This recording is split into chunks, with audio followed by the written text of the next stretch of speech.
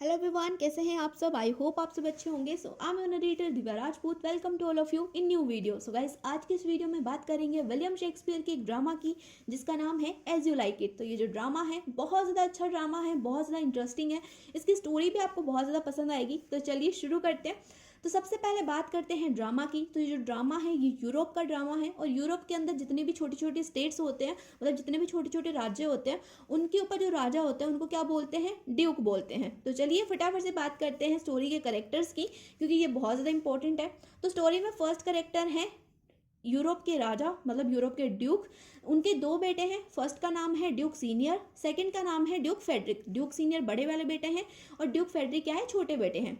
तो जो राजा हैं वो चाहते हैं कि उनके मरने के बाद में जो उनका सिंहासन है या फिर जो उनका राज्य है वो ड्यूक सीनियर संभालें। लेकिन उसका उल्टा होता है, जब राजा मर जाते हैं तो ड्यूक फेडरिक जो राजा का छोटा बेटा है वो क्या करता है, जबरदस्ती अपने भाई ड्यूक सीनियर से जो है गद्दी को छीन लेता है और ड्यूक सीनियर को क्या करता है, जंगल में भगा देता है। तो जो ड्यूक सीनियर है वो जिस जंगल में जाते हैं उसका नाम है फॉरेस्ट ऑफ आर्डन। ठीक है। अब जो ड्यूक सीनियर है, मतलब जो राजा के बड़े बेटे थे, उनकी एक बेटी है जिसका नाम है रोजलैंड, जो कि इस कहानी की हीरोइन होने वाली है। एंड जो ड्यूक फेडरिक है, जो कि ड्यूक सीनियर के छोटे भाई हैं, उनकी बेटी का नाम है सेलिया। तो जो रोजलैंड है और जो सेलिया है दोनों ही बेस्ट फ्रेंड्स हैं, और कजिन्स तो दोनों हैं ही सही, चाचा ताऊ की बेटियां हैं तो कजिन्स तो है ही सही, लेकिन दोनों बेस्ट फ्रेंड्स भी हैं। तो जो ड्यूक फेडरिक ड्यूक सीनियर की गद्दी को छीन करके उनको जंगल में भगा देते हैं और खुद उसकी गद्दी पर बैठ जाते हैं, तो उनकी बेटी मतलब ड्यूक सीनियर की बेटी रोजलैंड को उसके फादर के साथ जंगल नहीं भेजते। क्यों नहीं भेजते?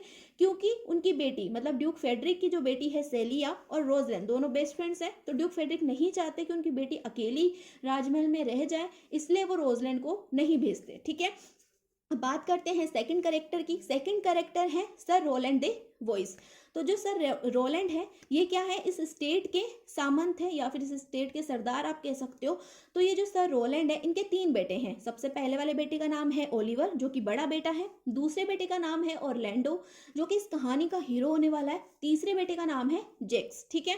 अब जो ऑरलैंडो है, मतलब इस कहानी का जो हीरो है, इसका एक सर्वेंट है जिसका नाम है एडम, जो कि इसके साथ में एंड तक रहने वाला है। ठीक है।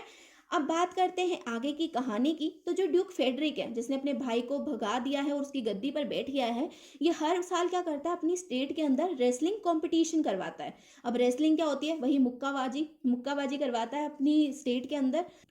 तो इसने जो है एक बंदे को हायर कर रखा है, एक रेसलर को हायर कर रखा है जिसका नाम है चार्ल्स। तो ये जो चार्ल्स है बहुत खतरनाक वाला रेसलर है। बहुत सारे लोगों को इसने पटक रखा है, बहुत सारे लोगों को मार रखा है, हड्डी पसलियां एक कर रखी हैं बहुत सारे लोगों की। तो इसकी जो है रेसलिंग करवाता है ये किसके साथ में, ऑरलैंडो के साथ में। ड्यूक फेडरिक जो एक रेसलिंग कंपटीशन ऑर्गेनाइज करवाता है जिसके अंदर जो है चार्ल्स की रेसलिंग होने वाली है, किसके साथ में, ऑरलैंडो के साथ में। अब चार्ल्स तो एकदम यार हट्टा कट्टा इंसान है, लेकिन जो हमारा ऑरलैंडो है, हमारा जो हीरो है, ये थोड़ा सा यंग मैन है। यंग मैन है मतलब थोड़ी कम उम्र का आदमी है। अब जो है इसकी रेसलिंग अगर ऐसे पहलवान के साथ में होगी तो लोगों को तो यही डर रहेगा कि ऑरलैंडो की हड्डी पसली टूटने वाली है। तो ऐसा ही डर जो है रोजलैंड और सेलिया को भी है, जो कि बेस्ट फ्रेंड्स हैं और जो राजा की फैमिली से बिलोंग करती है। तो इन दोनों को डर है कि ऑरलैंडो की हड्डी पसली टूटने वाली है। तो ये क्या सोचती हैं, ये सोचती हैं कि ना अपन ऑरलैंडो के पास में जाते हैं और उसको बोलते हैं कि तू अपना नाम जो है निकलवा ले रेसलिंग कंपटीशन से, क्योंकि भाई तू तो हारने वाला है, तू तो है डेढ़ पसली, तू तो कुटने वाला है ना, तो अपना नाम हटवा ले। तो ये ऑरलैंडो के पास में जाती हैं उसे समझाने के लिए। लेकिन जब इसको समझाती है तो ऑरलैंडो मतलब पूरे टशन में बोलता है कि नहीं, मैं तो रेसलिंग करूंगा, मैं तो जो है रेसलिंग में जीत के भी आऊंगा। तो रोजलैंड और सेलिया सोचती है कि यार इसको समझाना अपन की बस की बात नहीं है, और वो वापस आ जाती हैं। दूसरी तरफ जो चार्ल्स है, मतलब जो हमारा रेसलर है, हट्टा कट्टा रेसलर, ये क्या करता है, ओलिवर के पास में जाता है। अब ओलिवर कौन है, ऑरलैंडो का बड़ा भाई। हीरो जो है ऑरलैंडो हमारा, उसका बड़ा भाई ओलिवर है। तो उसके पास में जाता है और उसे बोलता है कि और सुन, अपने भाई को समझा रही हो, मेरे साथ रेसलिंग वेसलिंग ना करे, नहीं तो हड्डी पसली टूट जाएगी उसकी। तो ओलिवर क्या बोलता है उसको, और चार्ल्स को, कि ना तू देख, उसने तो मेरे भाई ने तो ना पूरी जो है कंपटीशन की तैयारी कर रखी है, तू अपना देख तेरी हड्डी पसली ना टूट जाए। मेरा भाई तो पूरा कंपटीशन के लिए ना जोश से तैयार है और वो बोल रहा है कि तेरे को ना पीट के आएगा। तो ओलिवर जो है चार्ल्स को ऐसा बोल देता है। तो चार्ल्स को मतलब एकदम से गुस्सा आ जाता है यार, उसको सेल्फ रिस्पेक्ट पे बात आ जाती है। वो बोलता है कि यार मैं इतना ज़्यादा स्ट्रॉन्ग बंदा और इसका भाई मेरे को क्या मारेगा। तो गुस्से में जो है अपने घर पे वापस आ जाता है। अब ओलिवर ने ऐसा क्यों बोला चार्ल्स को, कि मेरा भाई ऐसा है ऐसा है ऐसा है, क्योंकि ओलिवर को तो पता होगा ना उसके भाई के बारे में कि उसका भाई रीढ़ पसली है। लेकिन उसने ऐसा क्यों बोला? ओलिवर ने ऐसा इसलिए बोला क्योंकि ओलिवर के जो फादर है सर रोलैंड, उसने जो भी उसको बोला था, सर रोलैंड ने बोला था ना ओलिवर को कि अपनी जो संपत्ति है वो तीनों में बांट लेना मेरे मरने के बाद में। लेकिन ओलिवर के जो है दिमाग में आ जाता है एकदम से पाप। वो क्या सोचता है कि मैं जितनी भी प्रॉपर्टी अपने फादर की वो सारी की सारी खुद हड़प लूंगा और ऑरलैंडो को मरवा दूंगा। तो ऑरलैंडो को वो पहले से मरवाना चाहता है ओलिवर, उससे उसकी अच्छी से बनती भी नहीं है ऑरलैंडो के साथ में ओलिवर की। तो इसलिए वो जो है रेसलर को बोलता है कि ऑरलैंडो ने पूरी तैयारी कर रखी है ताकि रेसलर ज्यादा गुस्सा हो और ऑरलैंडो को जो है रेसलिंग कंपटीशन में ही मार दे, और ओलिवर का काम भी हो जाएगा। ऑरलैंडो जो है रास्ते से हट जाएगा और उसकी जितनी भी प्रॉपर्टी है वो ओलिवर के नाम पे हो जाएगी, है ना। तो एक तीर से दो शिकार करने की सोच रहा है हमारा ओलिवर, जो कि है बड़ा भाई ऑरलैंडो का, ठीक है। अब जो है दोनों के बीच में कंपटीशन होता है। फेडरिक जो है हमारे राजा हैं, ड्यूक हैं, इनके दरबार में दोनों के बीच में कंपटीशन होता है। चार्ल्स ने 3-4 लोगों को पहले से पटक रखा था, है ना। तो हमारी जो रोजलैंड है और जो सेलिया है ये बहुत ज़्यादा डरी हुई होती हैं। क्यों? क्योंकि इनको लग रहा होता है कि ऑरलैंडो जो है कुटने वाला है। लेकिन इसका उल्टा होता है, वहां पर क्या होता है, जो चार्ल्स ऑरलैंडो का जो कंपटीशन होता है उसके अंदर विनर होता है हमारा ऑरलैंडो, हमारा हीरो, है ना। चार्ल्स जो है ये कुट जाता है ऑरलैंडो से और ऑरलैंडो हमारा जीत जाता है। अब ऑरलैंडो के जीतने की जितनी खुशी रोजलैंड और सेलिया को थी, उससे ज़्यादा दुख जो है सेलिया के फादर ड्यूक फेडरिक को था। अब ड्यूक फेडरिक जो है दुखी क्यों थे? ड्यूक फेडरिक इसलिए दुखी थे क्योंकि उनको ऐसा लग रहा था कि जो ऑरलैंडो है इसको किसने हायर करा है चार्ल्स के खिलाफ लड़ने के लिए? रोजलैंड है, मतलब उनकी नीज ने हायर करा है चार्ल्स के खिलाफ लड़ने के लिए, क्योंकि जो रोजलैंड है वो अपने फादर का बदला ले रही है अपने चाचा से, मतलब फेडरिक से, क्योंकि फेडरिक ने रोजलैंड के फादर ड्यूक सीनियर को जंगल में भिजवाया है। तो इस चीज़ का बदला जो है रोजलैंड ले रही है ड्यूक फेडरिक से, ताकि जो है वो उनको जो है हटा सके गद्दी से, ठीक है। तो इसलिए जो है ड्यूक फेडरिक को जो है गुस्सा आ रहा था रोजलैंड के ऊपर। तो क्या होता है, वो जो है ड्यूक फेडरिक जो है रोजलैंड के पास में जाते हैं, और इस टाइम पे रोजलैंड और सेलिया कहाँ पर है? रोजलैंड और सेलिया जो है एक कमरे में बैठी हुई हैं और दोनों बातें कर रही हैं आपस में। तो सेलिया जो है रोजलैंड को बोलती है कि मुझे लगता है कि तुम्हें जो है ऑरलैंडो जो कि रेसलर है, जिसने रेसलर के साथ में कंपटीशन करा है, वो तुम्हें पसंद आ गया है, ठीक है। तो ऐसे वो बातें कर रही होती हैं कि तभी जो है ड्यूक फेडरिक कमरे में आते हैं और रोजलैंड को बोलते हैं कि मेरे घर से बाहर निकल जाओ।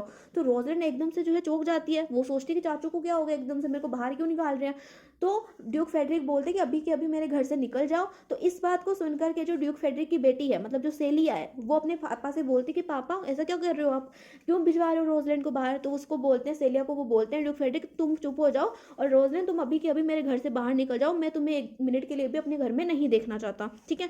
तो ये कह करके ड्यूक फेडरिक जो है अपने उस कमरे से निकल जाते हैं। तो रोजलैंड सेलिया को बोलती है कि बहन हम दोनों का साथ यहीं तक था, अब मुझे जाना पड़ेगा अपने पापा के पास में, जो कहाँ पर है, आर्डन के फॉरेस्ट में है। ड्यूक सीनियर जो आर्डन के फॉरेस्ट में है वहां पर किसको जाना पड़ेगा? रोजलैंड को जाना पड़ेगा। तो ये बात वो बोलती है अपनी बेस्ट फ्रेंड से या फिर अपनी कजिन से, सेलिया से, ठीक है। तो सेलिया उसको बोलती है रोजलैंड को कि नहीं बहन हम दोनों साथ में जाएंगे, जहां पर भी जाएंगे साथ में जाएंगे। तो दोनों ही डिसाइड करती हैं कि दोनों ही कहाँ पर जाएंगी, आर्डन के फॉरेस्ट में जाएंगी, ठीक है। तो रोजलैंड और सेलिया दोनों लड़कियां हैं भाई, अब दोनों जंगल में जाएंगी तो सेफ तो नहीं है। तो रोजलैंड एक तरकीब निकालती है, रोजलैंड कहती है कि हम दोनों जो है अपनी जो कॉस्ट्यूम है उसको चेंज करके जाएंगे। तो रोजलैंड जो है एक लड़के की कॉस्ट्यूम पहन लेती है, एक लड़के की तरह अपने भेष को बदल लेती है और सेलिया बन जाती है एक गरीब लड़की, ठीक है। तो ये दोनों जाती हैं आर्डन के जंगलों में। आर्डन के जंगलों में जब ये जाती हैं तो वहां पर इनकी मुलाकात होती है 2 शीपर्स से। तो शीपर्स क्या होते हैं? चरावाहे, जो कि मतलब आप बोलते हैं जो भैंस बकरियां चराते हैं उनको बोलते हैं शेपर्स, ठीक है। तो उनसे जो है इनकी मुलाकात होती है। अब उनके दोनों के नाम क्या थे? सेल्वियस और कॉरिन, ये दोनों शेपर्स थे जिनकी मुलाकात होती है रोजलैंड और सेलिया से। तो ये दोनों क्या करती हैं, रोजलैंड और सेलिया जो है उनसे एक कॉटेज जो है किराए पर लेती हैं। कॉटेज का मतलब एक झोपड़ी किराए पर लेती है जंगल के अंदर, जहां पर ये दोनों रह सकें, ठीक है। तो ये जो है उससे जो है झोपड़ी किराए पर लेती है और वहां पर रहने लग जाती हैं। अब दूसरी तरफ जो हमारा ऑरलैंडो है, ये अपने सर्वेंट के साथ में बात कर रहा होता है एडम के साथ में, और जो एडम है वो ऑरलैंडो को बोलता है कि तुम्हारा जो भाई है ओलिवर, ये जो है तुम्हें मरवाना चाहता है। तो अपन क्या करते हैं, इस जगह से खिसक लेते हैं और अपन चल जाते हैं आर्डन के फॉरेस्ट में, इस जगह से भाग करके। तो ऑरलैंडो और आर्डन क्या करते हैं, आर्डन के जंगलों में चल जाते हैं। जहाँ पर रोज़लैंड, सेलिया और उसके फादर ड्यूक सीनियर पहले से मौजूद थे, वहाँ पर जो है दोनों भी चले जाते हैं। तो अब जो है ऑरलैंडो और एडम, इनकी मुलाकात होती है रोज़लैंड के फादर से, मतलब ड्यूक सीनियर से। तो ऑरलैंडो जो है ड्यूक सीनियर के पास में जाता है और उनसे बोलता है कि सर प्लीज़ आप मुझे खाना दे दो। तो उस टाइम पे जो ड्यूक सीनियर थे वो अपने जितने भी दोस्त थे जिनके साथ में वो जंगल गए हुए थे, उनके साथ में बैठ कर के खाना खा रहे होते हैं। तो ये जब ऑरलैंडो उनसे खाना मांगता है तो सीनियर बोलते हैं इसको कि तुम ऐसा करो, तुम हमारे पास में बैठ के खाना खा लो। तो ऑरलैंडो बोलता है कि नहीं, मैं आपके पास में बैठ के खाना नहीं खाऊंगा, मुझे जो है आप खाना दे दीजिए, मैं जो है बाहर जाके खाऊंगा। तो ये ऐसा ऑरलैंडो क्यों बोलता है? ऑरलैंडो ऐसा इसलिए बोलता है क्योंकि उसको खाना अपने लिए नहीं चाहिए होता है, उसको खाना चाहिए होता है एडम के लिए, जो कि उसका सर्वेंट है। उसके लिए उसे खाना चाहिए होता है। क्यों? क्योंकि जो एडम है उसकी तबीयत खराब होती है, वो बहुत ज़्यादा कमज़ोर हो गया होता है, इसलिए जो है उसको खाना चाहिए होता है। इसलिए ऑरलैंडो जो है ड्यूक सीनियर से खाना मांगता है। तो ड्यूक सीनियर से खाना देते थे, यहाँ पर बात खत्म हो जाती है। अब दूसरी तरफ राजमहल की तरफ क्या होता है, ड्यूक फेडरिक जो कि अभी गद्दी पर बैठे हुए हैं, उनको पता चलता है कि रोजलैंड के साथ में, मतलब उनकी नीस के साथ में, उनकी बेटी सेलिया भी जो है जंगल चली गई है। तो ये बात सुनकर के उनको गुस्सा आ जाता है एकदम से, और वो क्या सोचते हैं कि ये क्या हुआ है, ये जो रोजलैंड है और जो सेलिया है ये किसके साथ में जंगल गई हैं? ऑरलैंडो के साथ में जंगल गई हैं, जो कि हमारी कहानी का हीरो है, मतलब सर रोलैंड का बेटा ऑरलैंडो, इसके साथ में जो है उनकी बेटी जंगल गई हुई है, ऐसा लगता है ड्यूक फेडरिक को। तो वो क्या करते हैं, ऑरलैंडो को ढूंढने के लिए अपने बंदे भेज देते हैं कि जाओ ढूंढो ऑरलैंडो को। तो ऑरलैंडो तो कैसे मिलेगा बंदों को, ऑरलैंडो तो नहीं मिल सकता क्योंकि वो तो जंगल में है। तो अब वो क्या करती है, उसके भाई को, मतलब ओलिवर को, जो कि ऑरलैंडो का बड़ा भाई है, उसको पकड़ के जो है राजमहल ले आते हैं। तो जब वो राजमहल में ओलिवर आता है तो ड्यूक फेडरिक बोलते हैं ओलिवर को कि सुन, अपने भाई को ढूंढ करके ला, उसके साथ में मेरी बेटी सेलिया जो है कहीं चली गई है और तेरे पास सिर्फ 1 साल का टाइम है, तू अपने भाई को ढूंढ करके ला, नहीं तो तेरी जितनी भी प्रॉपर्टी है, जो सर रोलैंड की जितनी भी प्रॉपर्टी है, वो मैं हथिया लूंगा और तेरे को डाल दूंगा मैं जेल के अंदर। अब ओलिवर हमारा इतना क्लेवर इंसान, जो कि प्रॉपर्टी के लिए अपने भाई को मरवाना चाहता था, अपनी प्रॉपर्टी को ऐसे तो हाथ से नहीं जाने देना चाहता था, है ना, वो क्या कहता है ड्यूक फेडरिक को, ठीक है सर, मैं अपने भाई को ढूंढ के लाता हूँ, 1 साल का आपने टाइम दिया है, इसके अंदर अंदर मैं अपने भाई को ढूंढ करके ले आऊंगा। सो अब जो हमारा ओलिवर है ये ड्यूक फेडरिक के प्रेशर में आ जाता है और ये चला जाता है आर्डन के जंगल में, जहाँ पर क्योंकि सारे के सारे लोग जो जहाँ पे मौजूद है आर्डन के जंगल में, वहीं पर जो हमारा ओलिवर है ये भी चला जाता है। तो अब क्या होता है, रोजलैंड और सेलिया एक दिन जो जंगल के अंदर घूम रही होती हैं। रोजलैंड और सेलिया जंगल के अंदर क्यों घूम रही है, ये दोनों जंगल के अंदर अपने फादर को, मतलब ड्यूक सीनियर को ढूंढ रही होती हैं, इसलिए ये जंगल के अंदर घूम रही होती हैं। तो इनको जो है एक पेड़ के ऊपर एक पोइट्री लिखी हुई मिलती है, और ये पोइट्री किसके लिए लिखी हुई थी, रोजलैंड के लिए लिखी हुई थी। कोई जो है रोजलैंड को प्रपोज कर रहा था पोइट्री के थ्रू, है ना। तो इस पोइट्री को पढ़ करके रोजलैंड और सेलिया सोचती हैं कि इतने घने जंगल में रोजलैंड के लिए पोइट्री कौन लिख सकता है ना। तो ये इतना सोच ही रही होती है कि तभी जो है वहां पर एंट्री होती है हमारे हीरो ऑरलैंडो की। तो ऑरलैंडो वहां पर आता है। इस टाइम पे ऑरलैंडो रोजलैंड और सेलिया को नहीं पहचान पाता, क्योंकि रोजलैंड और सेलिया जो है अपना भेष बदल के बैठी हुई हैं। रोजलैंड जो है एक लड़के के भेष में है और सेलिया एक गरीब लड़की के भेष में है, ठीक है। तो इसलिए जो है ऑरलैंडो हमारा इनको पहचान नहीं पाता। तो ये रोजलैंड और सेलिया ऑरलैंडो से पूछती हैं कि पोइट्री किसने लिखी हुई है। तो ऑरलैंडो ने ही ये पोइट्री लिखी हुई थी, किसके लिए, रोजलैंड के लिए, ठीक है। तो ये जब ऑरलैंडो से पूछती हैं दोनों लड़कियां, तो ऑरलैंडो बोलता है कि ये पोइट्री मैंने लिखी है अपनी रोजलैंड के लिए, ठीक है। फिर ये पूछती है कि रोजलैंड कौन है, ये दोनों जो है रोजलैंड के बारे में पूछती है एकदम से अनजान बन करके। तो ऑरलैंडो बोलता है कि ये जो है मेरी लवर है, इसके लिए मैंने यहाँ पे पोइट्री लिखी है। तो रोजलैंड और सेलिया जो है ऑरलैंडो को ऑफर करती हैं कि तुम जो है हमारे साथ हमारे कॉटेज में चलो, वहां पर हम जो है आपस में बातें करेंगे। तो ऑरलैंडो मान जाता है, तीनों में जो है आपस में दोस्ती हो जाती है, और जो है ऑरलैंडो है इसकी जान पहचान हो जाती है रोजलैंड और सेलिया के साथ में, जिन्होंने अपना नाम अभी ऑरलैंडो को बताया है।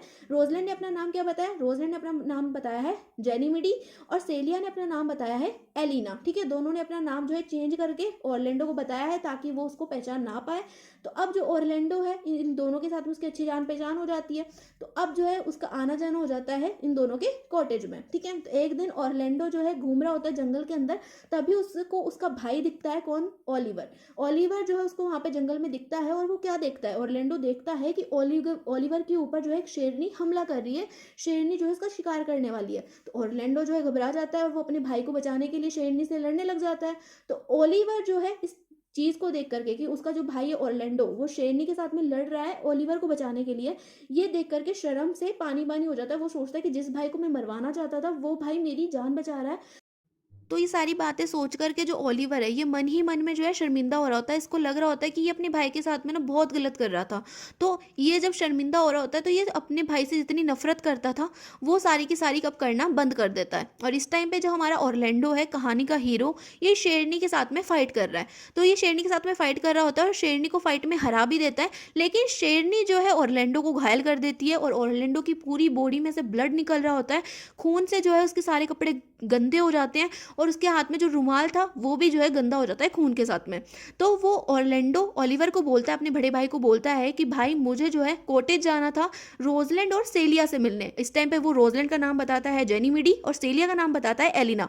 तो वो बोलता है कि मुझे जेनी मिडी और एलिना से मिलने कॉटेज जाना था, लेकिन अब ऐसे हालत में मैं वहाँ पे नहीं जा सकता। तो तुम ऐसा करो, ये मेरा जो रुमाल है ये लेके जाओ और वहाँ पर उनको जाके के बोल देना कि मैं आज वहाँ पर नहीं आ सकता। तो ओलिवर जाता है कॉटेज के अंदर उस रुमाल को लेकर के। तो वहाँ पर वो उसको रोजलैंड को और सेलिया को रुमाल देता है और उनको बोलता है कि मेरा भाई जो है वहाँ पर जख्मी हो गया है शेरनी के साथ में लड़ करके, तो वो जो है यहाँ पर नहीं आ सकता है ना। तो जब हमारा ओलिवर एलिना को फर्स्ट टाइम देखता है इसको हो जाता है उसके साथ में प्यार। ठीक है, तो अब हमारा ओलिवर मन ही मन में सोचता है कि भाई शादी करूंगा तो इसी लड़की से। ठीक है, तो ओलिवर आता है वापस से ऑरलैंडो के पास में और उसे आकर के वो सारी बातें बताता है कि ऐसे ऐसे वहाँ पर मुझे कॉटेज के अंदर एक लड़की दिखी थी और मुझे उसके साथ में शादी करनी है। तो ऑरलैंडो जो है खुश हो जाता है। तो ये दोनों बातें कर ही रहे होते हैं कि तभी जो है गैनीमीडी और एलिना वहाँ पर पहुँच जाती हैं। गैनीमीडी मतलब रोजलैंड हमारी कहानी की हीरोइन, और एलिना मतलब सेलिया। ठीक है, तो ये यहाँ पर पहुँच जाती हैं क्योंकि इनको पता लगा था कि ऑरलैंडो जो है शेरनी की वजह से घायल हो गया, तो इसलिए यहाँ पर वो ऑरलैंडो से मिलने पहुंच जाती हैं। तो ऑरलैंडो जो है एलिना को बोलता है कि मेरे भाई ओलिवर को तुम पसंद आ गई हो और वो तुमसे शादी करना चाहता है। तो ये बात सुन करके रोजलैंड और सेलिया दोनों खुश हो जाती हैं। फिर रोजलैंड मतलब हमारी गैनीमेडी ऑरलैंड को बोलती है कि मेरे को एक जादू आता है और कल जो है मैं तुम्हारी लवर से मतलब तुम्हारी जो रोजलैंड है उससे मैं तुम्हें मिलवा दूंगी। तो ऑरलैंडो इस बात को सुनकर के बहुत ज़्यादा खुश होता है। तो ये जो सारी बातें हैं, इन चारों के बीच में जो बातें हो रही हैं, ये सुन लेते हैं ड्यूक सीनियर मतलब रोजलैंड के फादर। तो ड्यूक सीनियर को लगता है कि वो अपनी बेटी से कल मिल पाएंगे, तो वो भी जो है पहुंच जाते हैं उस जगह के ऊपर। तो ये जब सबके सब लोग जो है वहाँ पर इकट्ठा हो रखे होते थे, तो हमारी जो गैनीमीडी है और एलिना है ये अपने रियल फेस में आ जाती है। मतलब गैनीमीडी हमारी जो रोजलैंड थी और जो हमारी एलिना जो कि सेलिया थी, ये दोनों अपने भेष में आ जाती हैं और बताती हैं सबको कि क्यों ये जो है अपना भेष बदल करके जंगल में घूम रही थी। तो ये सब बातें कर ही रहे होते हैं कि तभी जो है कहानी का तीसरा करेक्टर मतलब जो जैक्स है, जो कि ऑरलैंडो और ओलिवर का भाई है, वो आ जाता है जंगल के अंदर और इन सबसे वो बोलता है कि जो ड्यूक फेडरिक है वो जंगल में आ रहा है ड्यूक सीनियर के साथ में लड़ाई करने। ठीक है, तो ये सब बातें कर रहे होते हैं और ड्यूक फेडरिक जो जंगल में आ रहा होता है कि तभी उसे रास्ते में मिल जाते हैं एक साधु बाबा। ठीक है, तो ड्यूक फेडरिक उनसे प्रभावित हो जाता है और उनकी शरण में चला जाता है और जितना भी उसने राजपाट जितना भी हथियाया था अपने भाई ड्यूक सीनियर से, वो सब जो है वो ड्यूक सीनियर को वापस लौटा देता है और वो चला जाता है संन्यास पे। ठीक है, तो यहाँ पर आपकी कहानी जो है, आपकी स्टोरी जो है, ड्रामा जो है वो एंड होता है। एंड आई होप आपको मेरी स्टोरी टेलिंग अच्छी लगी होगी। एंड अगर अच्छी लगी है तो चैनल को सब्सक्राइब करना बिल्कुल भी ना भूलें और ज़्यादा से ज़्यादा अपने फ्रेंड्स के साथ में शेयर करना। तो मिलते हैं नेक्स्ट वीडियो में। सो बाय बाय, टेक केयर।